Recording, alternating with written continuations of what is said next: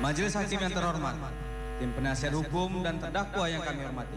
Simpulan, dari uraian-uraian tersebut di atas, maka kami penuntut umum berkesimpulan bahwa perbuatan terdakwa Mario Dandi Satrio alias Dandi telah terbukti secara sah dan meyakinkan, serta telah memenuhi rumusan-rumusan perbuatan pidana, turut serta melakukan kejahatan penganiayaan berat yang dilakukan dengan rencana terlebih dahulu.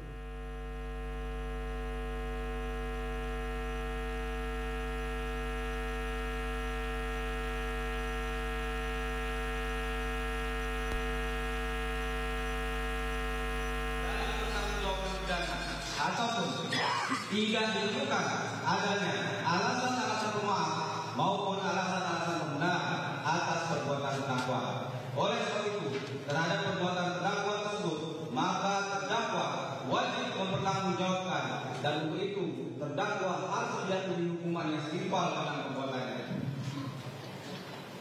Sebelum kami sampai pada persidangan atas diri terdakwa, kami selaku jaksa penuntut umum dalam perkara ini wajib pula mempertimbangkan hal-hal yang dijadikan sebagai pertimbangan dalam mengajukan tuntutan pidana, yaitu hal yang memberatkan. Perbuatan yang dilakukan terdakwa terhadap anak korban Kristalino dan Yosora sangat tidak manusiawi karena dilakukan secara sadis dan brutal. Perbuatan terdakwa mengakibatkan anak korban Kristalino dan Yosora mengalami kerusakan otak dan sekarang dalam kondisi amnesia. Perbuatan terdakwa telah merusak masa depan anak korban Kristalino dan Yosora. Terdakwa berusaha memutarbalikkan fakta dengan merangkai cerita bohong pada saat proses penyidikan. Tidak ada perdamaian antara terdakwa dengan keluarga anak korban Kristalino dan Yosora.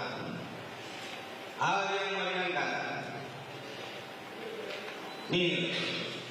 Berdasarkan undang-undang tersebut di atas, maka kami penuntut umum dalam perkara ini menuntut supaya hakim Pengadilan Negeri Jakarta Selatan yang memeriksa dan mengadili perkara ini memutuskan: 1. Menyatakan terdakwa Mario Dandi Satrio alias Dandi telah terbukti secara sah dan meyakinkan bersalah melakukan tindak pidana turut serta melakukan penganiayaan berat dengan rencana terlebih dahulu sebagaimana pasal 355 ayat 1 KUHP junto pasal 55 ayat 1 KUHP dalam dakwaan pertama primer penuntut umum.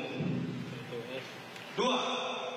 Menjatuhkan pidana penjara oleh itu kepada terdakwa Mario Dandi Satrio alias Dandi dengan pidana penjara selama 12 tahun dikurangi selama terdakwa Mario Dandi Satrio alias Dandi berada dalam tahanan, sementara dengan perintah terdakwa Mario Dandi Satrio alias Dandi tetap ditahan. 3. Membebankan terdakwa Mario Dandi Satrio alias Dandi, saksi Sen Lukas Rotua Pangodian Lumbang Keluar alias Sen, dan anak saksi Agea masing-masing dalam berkas perkara terpisah bersama-sama secara berimbang dengan menyesuaikan peran serta tingkat kesalahan yang mengakibatkan timbulnya kerugian untuk membayar restitusi kepada anak korban Kristalino dan Yosora alias Bareng sebesar Rp188.911.030 dengan ketentuan jika terdakwa tidak mampu membayar diganti dengan pidana penjara selama 7 tahun. 4. Menetapkan barang bukti berupa 1 unit handphone iPhone warna putih, 1 unit handphone iPhone 13 mini warna biru tua, 1 pasang sepatu warna hitam, 1 buah jaket warna abu-abu gelap milik terdakwa Mario Dandi Satrio, 1 kemeja dengan peci warna biru dongker merek Lacoste, 1 buah celana panjang hijau warna hitam, 1 unit mobil Victor warna 3,6 Jeep LC HDP nomor B2521PBP tahun 2013 warna hitam, nomor angka 1 C4 sekian dan nomor mesin DL 59 sekian atas nama Ahmad Saifuddin, alamat Gang Jati Makam Perapatan RT 1 RW 1 Jaksel berikut Kucina STNK.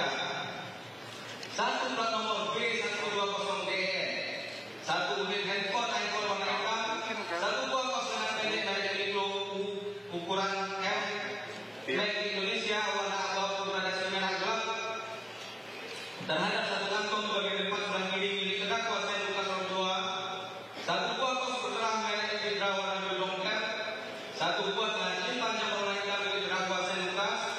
Satu buah celana jeans panjang berwarna hitam milik Senungkas, satu buah presisi milik Kamasi TV, satu buah pasukan pendek berwarna hitam, satu buah celana pendek berwarna hitam, satu buah celana dalam warna abu-abu, satu lembar fotokopi akte kelahiran nomor 394 sekian atas nama Kristianio David Ozora, satu lembar fotokopi kartu keluarga nomor 3384 sekian atas nama kepala keluarga Jonathan Wegi Supranjono, satu buah handphone merek Poco S3 warna silver beserta 2 SIM card merek Telkomsel dan Indosat, satu buah celana panjang warna coklat merek Tricom milik anak AGH, satu baju tanpa lengan merek Warsize warna hitam milik anak AGH dipergunakan dalam perkara lain atas nama saksi Senungkas Joshua kemudian Lumban Darwan Alexen.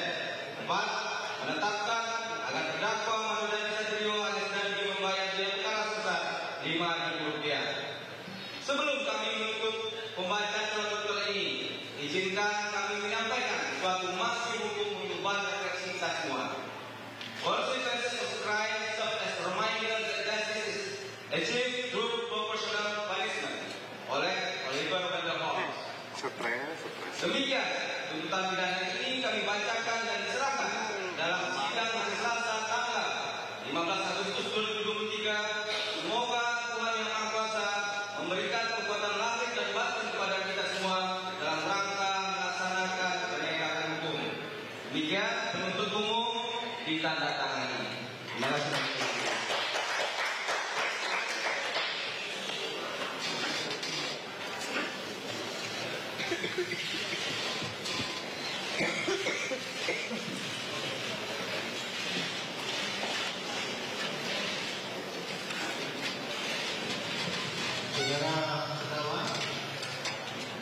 Saudara sudah mendengar tuntutan. Tuntutan ini saudara bisa mengajukan pembelaan sendiri dan masa itu saudara tersendiri. Saudara bisa konsultasi dengan silakan. Handphone semua. Ente pada jual handphone, ya enggak? Foto.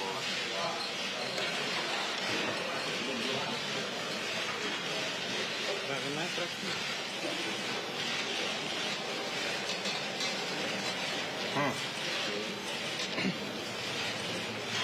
Wildan di luar.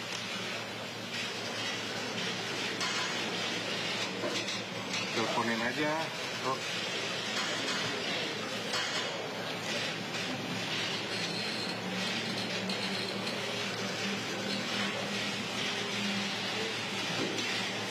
Saudara sampai sendiri atau oleh tim penyidikan? Terima kasih.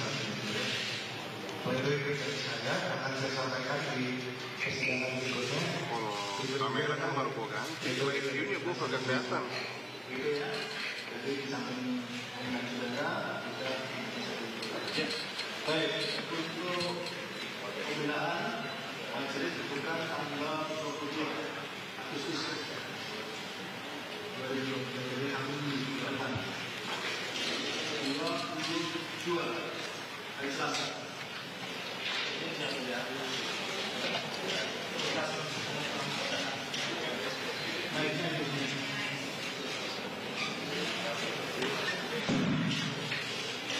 Terima kasih untuk umum telah membacakan tuntutannya. Izin yang mulia, untuk kedudukan yang dari yang mulia berhubung dan kami sangat maksimal dan kami juga membutuhkan waktu sama dengan dasar penuntut umum untuk melakukan pembelaan yang maksimal yang mulia. Jadi kami ditunda untuk 2014. Permohonan saudara dicatat namun diperuntukkan 22 Agustus 2003. Kami yakin saudara profesional. Majelis yang mulia, kami perlu terlibat dalam melakukan pembelaan. Banyak hal-hal yang harus kami sampaikan dalam pembelaan secara hukum terhadap apa yang dilakukan oleh jaksa penuntut yang dihukum secara maksimal. Kami mohon kajian agar pembelaan diberikan kepada kami dengan maksimal.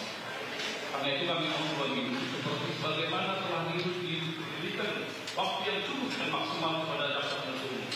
Dengan pihak ada hal-hal yang menyangkut yang baru pikirkan secara teori hukum kita bicarakan kalau menurut pembelaan kami, maka pembelaan kami secara simultan baik secara hukum maupun secara pribadi laporan oleh terdakwa kami minta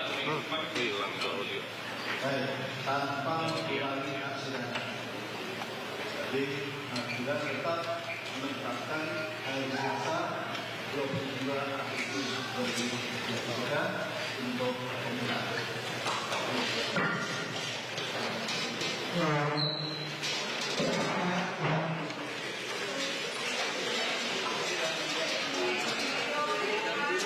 Hey. Duduk, hey. Bang, yang pakai tas bang,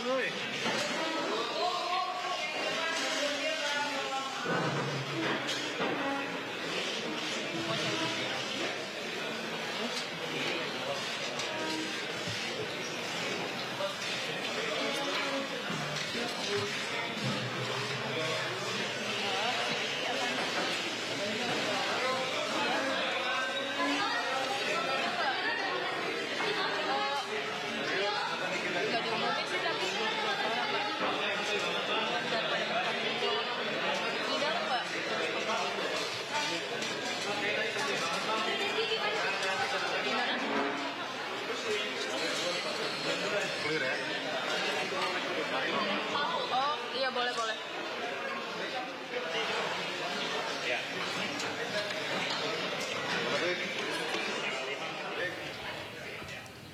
Ya pemirsa, baru saja sama-sama kita saksikan jalannya persidangan tuntutan atas terdakwa Mario Dandi, di mana jaksa penuntut umum menuntut Mario Dandi dengan hukuman 12 tahun penjara dan juga ganti rugi sebesar 120 miliar rupiah.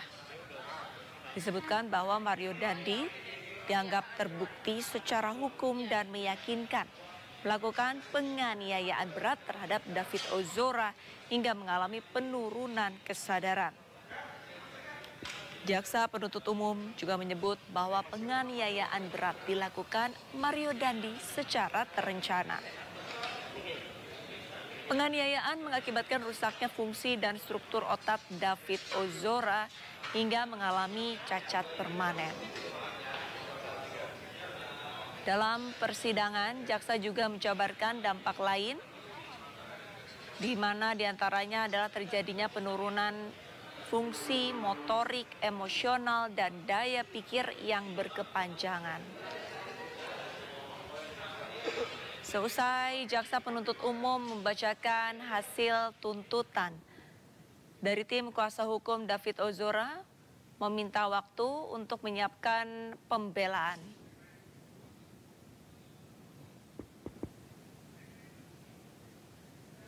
Siap.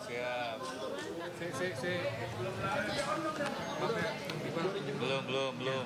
Ada yang masih buka tripod. Sudah? Oke, Mbak, tanggapannya gimana? Tadi sempat banget ngelihat ekspresinya, tepuk tangan dan senyum. Gimana nih? Ya, alhamdulillah tadi dari tuntutan yang disampaikan jaksa penuntut umum, bersama-sama saya tadi ada Paman David juga, teman-teman kuasa hukum. Tentu apa yang disampaikan oleh jaksa penuntut hari ini sesuai dengan harapan kami semua. Telah ada tuntutan yang progresif di Indonesia. Jaksa penuntut umum telah menunjukkan kualitasnya, menunjukkan keberpihakan terhadap korban dan tidak terjebak dengan kekosongan hukum, telah berani untuk membuat inovasi, membuat tuntutan yang progresif, dan kami sangat apresiasi kepada kejaksaan telah membuat tuntutan yang luar biasa mengakomodir seluruh keadilan baik bagi korban maupun bagi masyarakat. Kepastian hukum di sini juga dipertimbangkan dengan sangat rinci, dengan sangat penuh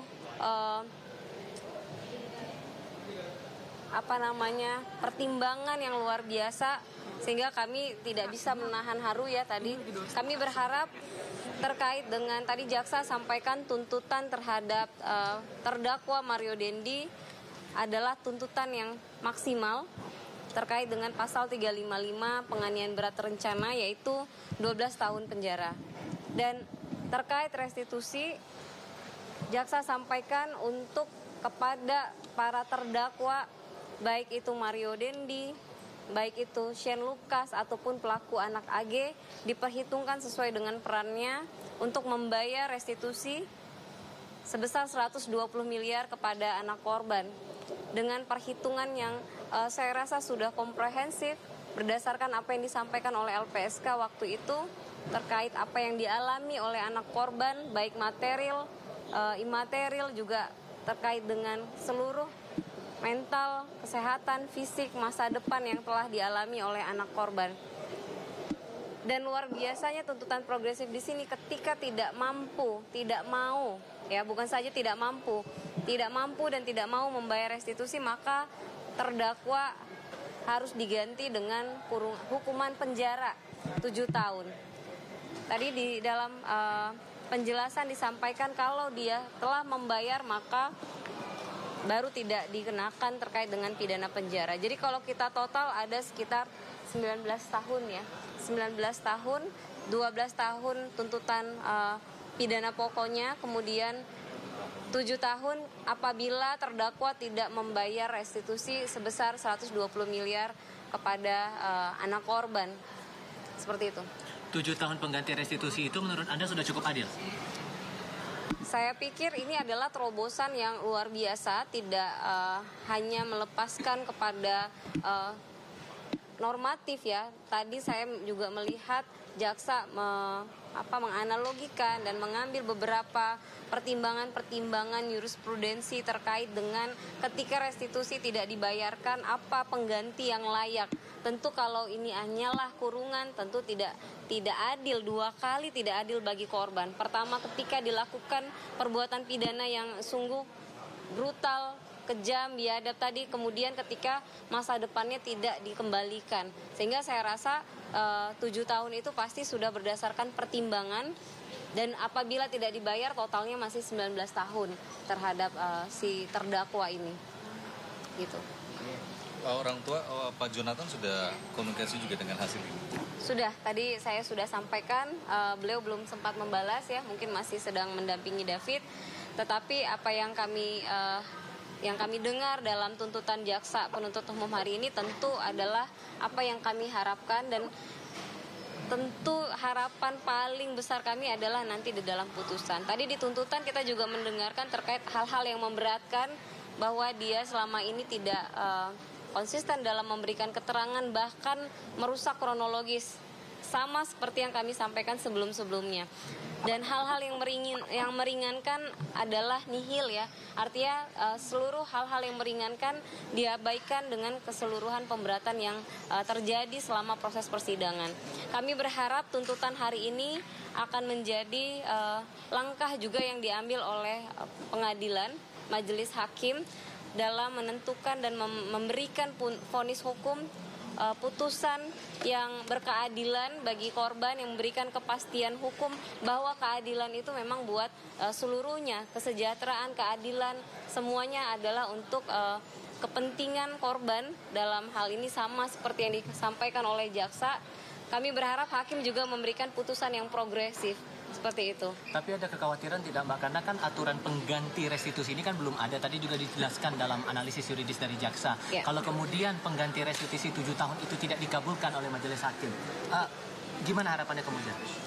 Kami berharap hakim juga tadi rasanya juga sudah mendengar ada beberapa penjelasan terkait hal tersebut. Ketika tidak diatur, ketika ada kekosongan hukum, seorang hakim tidak bisa mengabaikan bahwa beliau harus mengambil keputusan terbaik ya bagi keadilan, karena tidak boleh ada kekosongan hukum. Hakim berhak untuk memberikan putusan inovasi hukum, penemuan hukum yang berdasarkan dengan moralitas dan kemanusiaan. Jadi kami masih sangat yakin hakim, karena melihat keseluruhan proses ya, keseluruhan proses persidangan ini secara utuh, saya rasa moralitas kemanusiaan ini benar-benar sedang kita nantikan dalam proses persidangan ini, bagaimana hakim nanti menentukan vonis terhadap perilaku atau perbuatan penganiayaan yang dilakukan secara brutal, secara sadis sadis, secara tidak berkemanusiaan kepada seorang anak, dan sampai saat ini tidak ada bentuk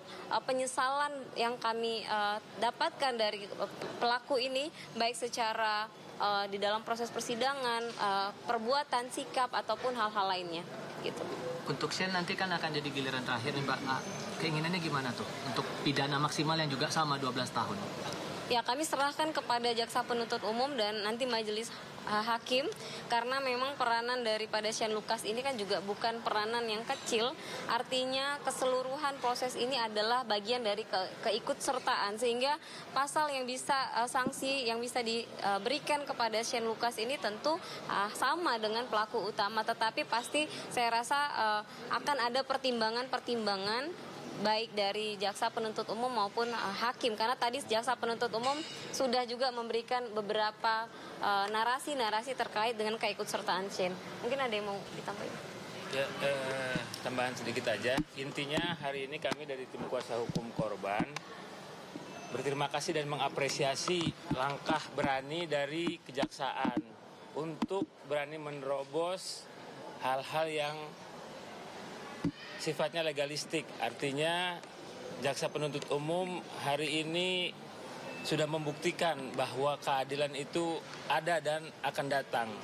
Keluarga korban, khususnya Bang Jo, sudah sampaikan di dalam surat terbukanya bahwa beberapa hari lagi harapannya korban yang akan berteriak merdeka di hari 17 Agustus, bukan pelaku. Dan alhamdulillah hari ini kita sudah mendengar langsung bahwa jaksa penuntut umum sudah memberikan tuntutan yang maksimal dan berpihak. Yang paling penting adalah berpihak kepada kepentingan korban.